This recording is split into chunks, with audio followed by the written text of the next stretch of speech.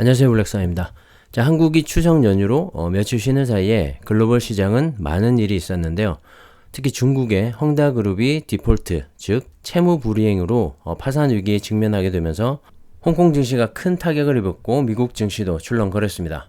다행히 그 사이 우리나라는 휴정을 하면서 증시의 변동성에는 큰 영향을 주지 않았는데요. 오늘 개장과 동시에 미국의 FOMC 결과 발표도 있었고 헝다그룹의 악재가 어느 정도 해소가 되면서 국내 증시는 한숨 돌리는 모습을 보였습니다. 가장 중요한 이슈는 아무래도 FOMC 회의 결과가 어떻게 나왔느냐 하는 건데, 회의 직후 발표한 성명을 통해서 기준금리 동결은 물론이고 양적 완화 축소를 이르면 11월 달인 차기 회의에서 결정을 하겠다고 시사를 하면서 시장의 불안감을 잠재우는 그런 모습을 보여줬습니다. 사실 그 전까지는 이번 회의를 통해서 양적 완화 시점이 발표되지 않을까 하는 걱정이 있었는데요. 자, 그 사이에 델타 변이의 확산세가 심해지고 그로 인한 미국 고용지표의 부진이 있었는데 이번 회의 결과에 어느 정도 영향을 미친 것으로 생각이 됩니다. 자, 그로 인해서 시장은 안도감을 찾으면서 다우지수는 1% 상승, S&P 500 지수는 0.95% 상승, 그리고 기술주 중심의 나스닥 지수도 1.02% 상승으로 마감을 했습니다. FOMC 회의 결과를 좀 더 살펴보면 비록 이번 회의 때 테이퍼링 시점을 발표하지는 않았지만 대체적으로 내년에 기준금리 인상이 대세로 떠오르는 모습도 보였습니다. 자, 파월 의장은 채권 매입 축소를 하는 테이퍼링, 즉 양적 완화 축소를 이르면 11월에 시작을 해서 내년 여름께 종료할 수 있다고 밝혔습니다. 자, 올해 FOMC 회의는 이제 두 번이 남았는데요. 11월 2, 3일과 12월 14, 15일에 열리게 되죠. 그렇게 본다면 자, 11월 이 FOMC 회의 때 테이퍼링 시점을 발표하면서 12월부터는 시작하게 되지 않을까 하는 생각인데요. 시장은 이렇게 테이퍼링에 대한 이슈가 계속 나오면서 어느 정도 내성을 길러가고 있지 않나 생각을 합니다. 최근의 조정도 그 연장선으로 볼 수가 있을 것 같고요. 그렇게 점점 테이퍼링 시작의 충격을 완화해가는 모습인 것 같습니다. 자, 이번 회의 결과에서 한 차례 더 시간을 연장하면서 시장의 충격을 한 번 더 완화시키는 그런 효과를 만들어내고 있는 것이죠. 물론 주가에는 이미 반영이 되고 있고요. 11월에 테이퍼링을 시작한다는 발표가 나온다고 해도 이제 더 이상 악재로 받아들여지지는 않을 것 같습니다. 잠깐의 충격은 있을 수 있겠지만 시장은 곧바로 회복하고 상승세를 이어가지 않을까 하는 생각입니다. 특히 가능성은 낮을 것 같지만 파월 의장은 테이퍼링 시작을 더 기다릴 가능성도 언급을 했고, 또 테이퍼링이 금리 인상의 시기에 대한 이 직접적인 신호는 아니라고 하는 등 이 금리 인상은 또 다른 차원의 문제라는 점을 언급하기도 했습니다. 그만큼 아직까지 미 연준은 비둘기파적인 기조를 유지하고 있다는 걸 다시 한번 확인할 수가 있었는데요. 자, 시장의 충격을 최소화하면서 경제 회복을 이끌어내려는 모습이 보여서 다소 다행이라는 생각이 듭니다. 자, 금리 인상 부분에 대해서 살펴보면 이번 FOMC 회의를 통해서 기준금리를 현재 0에서 0.25% 수준으로 동결하고 매월 1200억 달러어치의 채권을 매입하는 프로그램을 지속하기로 합의를 했습니다.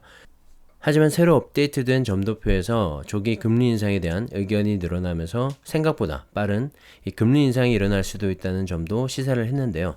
자, 이 점도표는 FOMC의 18명 전체 위원들의 금리 전망에 대한 의견을 점으로 나타낸 표인데요. 전체 18명 가운데 9명이 내년 금리 인상을 예상하면서 3개월 전에 7명에서 2명이 늘어났습니다. 자, 절반의 위원들이 내년도 금리 인상을 예상한 건데 그만큼 현재 미국 경제의 회복 속도 또한 빨라지고 있다는 반증이기도 하죠. 하지만 아무래도 금리 인상은 시장에 부담으로 작용할 수밖에 없는데요. 자, 2022년 내년이죠. 내년 금리 인상을 예상한 위원들이 3월 점도표에서는 3명이었지만 6월에는 7명으로 늘어났고 이번에 9월 점도표에서는 2명이 더 늘어나면서 정말 빠르면 내년도 하반기에는 금리 인상 얘기가 나오지 않을까 하는 걱정도 됩니다. 하지만 이번 테이퍼링 발표처럼 어느 정도 시간을 두고 시장의 충격을 최소화시키는 모습을 보이지 않을까 하는 생각도 드는데요. 사실 이런 모든 것들은 변동성의 한 부분일 뿐이고 가장 중요한 것은 기업의 실적입니다.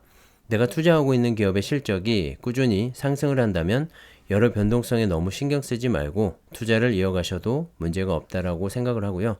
자, 보다 안정적인 투자를 위해서는 나스닥 100이나 S&P 500과 같은 지수 추종 ETF, 그리고 신성장 산업인 2차전지 관련 ETF 투자를 추천드립니다.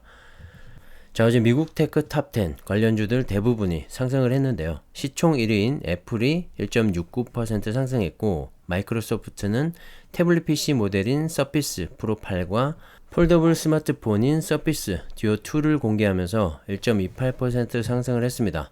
테슬라와 엔비디아도 각각 1.7%와 3.27% 상승을 했는데, 페이스북만 3.99% 하락을 했습니다. 페이스북은 애플의 개인정보 보호 정책 강화로 인해서 앱 추적을 금지하게 되자 페이스북 광고주들의 수익과 데이터 측정에 어려움을 겪고 있다고 전하면서 주가가 빠지고 있는데요. 자, 앞으로의 주가 흐름을 좀 지켜볼 필요는 있을 것 같습니다. 하지만 큰 그림에서는 메타버스로의 전환에 속도를 내고 있는 등 큰 문제는 없어 보이고요. 이렇게 미국의 시총 1위부터 10위 사이의 개별 종목들도 등락의 폭이 크기 때문에 10종목을 골고루 투자해 나갈 수 있는 안정적인 타이거 미국 테크 탑10과 같은 ETF 투자를 장기 투자의 관점에서 다시 한번 추천드립니다. 자, 그리고 어제 미국 증시는 반등을 하면서 플러스로 마감을 했는데, 우리나라 증시는 미국 증시가 좋지 못했던 며칠 사이에 휴장을 했었죠. 그래서 주가가 반영되지 못했었는데, 오늘 다시 개장을 하면서 타이거 미국 테크 탑10은 2.18% 하락, 타이거 미국 나스닥 100은 2.04% 하락, 그리고 미국 S&P 500 역시 1.34% 하락하면서 그동안의 이 미국 주가 흐름과 키 맞추기를 하는 그런 모습을 보였습니다. 미국은 올랐는데 우리나라 ETF는 왜 빠졌지 하고 궁금해 하시는 분들이 계실까봐 설명을 드렸고요. 내일부터는 비슷한 흐름으로 연동되지 않을까 하는 생각입니다. 자, 2차전지 관련해서 오늘 LG화학이 8.42% 급등을 했죠. GM에 납품하던 배터리의 화재 사고로 인해서 리콜이 발생했고, 그로 인해서 LG화학의 주가가 상당히 많이 빠졌었는데요. 오늘 GM에서 LG에너지솔루션의 전기차 볼트에 대한 리콜 배터리 공급을 수락했다는 소식에 악재가 다소 해소가 되면서 외국인의 매수세가 이어졌고 8% 넘는 급등을 보여줬습니다. SK이노베이션도 2% 넘게 상승을 하면서 이 배터리 대형주들의 주가가 오늘 상당히 많이 올랐는데요. 자, 그 덕분에 대형주 비중이 높은 타이거, KRX, 2차전지, K뉴딜 ETF도 2.45%나 상승을 하면서 국내 2차전지 ETF 3종목 가운데 가장 높은 상승률을 보여줬습니다. 배터리 3사의 움직임도 정말 심상치가 않은데요. SK이노베이션은 다음 달이죠. 10월 1일에 배터리 사업부를 분리해서 새롭게 출범을 하게 됩니다. 이후 글로벌 단위로 진행되고 있는 시설 투자에 더욱 집중할 것으로 보이는데요. SK는 현재 1TWh 플러스 알파 규모의 배터리 수주 잔고를 확보하고 있으며, 이를 위해서는 연간 조 단위의 투자 자금이 필요한 상황입니다. 자, 그 때문에 배터리 사업부 분사 이후 이어서 IPO, 즉 기업 공개도 준비를 할 것 같고요. 상장을 통해 투자금 마련과 함께 이 배터리 기업으로서의 가치를 최대한 끌어올리지 않을까 하는 생각을 합니다. 자, LG에너지솔루션도 GM과의 리콜이 마무리되면 다음 달 중으로 IPO, 기업 공개를 확정 지을 예정이고요. LG엔솔은 7월 말 기준으로 180조 원의 수주 잔고를 보유하고 있고, 이를 위해서 연간 3조 원 이상의 대규모 시설 투자가 필요한 상황입니다. 그렇기 때문에 LG화학도 LG에너지솔루션을 분사해서 투자금을 얻기 위한 목적이 있고요. SK 배터리 사업부와 함께 큰 성장을 이어나가지 않을까 생각을 합니다. 현재도 글로벌 2위의 배터리 점유율을 가지고 있고 앞으로의 성장성이 더욱더 기대가 됩니다.